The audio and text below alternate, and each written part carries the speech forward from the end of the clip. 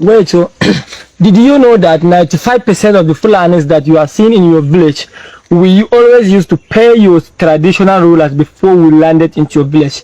But some of you guys don't know anything about it. But seriously, any Fulani that you can see in your village, or any Fulani that can spend like 1 to 3 or 5 months in your village, I see it because they used to pay your traditional rulers. So we used to pay them money before they would allow us to stay like 1 to 3 months in their places. But if like we just pass, they will not collect them. But if we come and spend like 3 to 4 months, we must pay them. So I know some of you guys don't know about it. So we used to pay your traditional rulers. Serious about.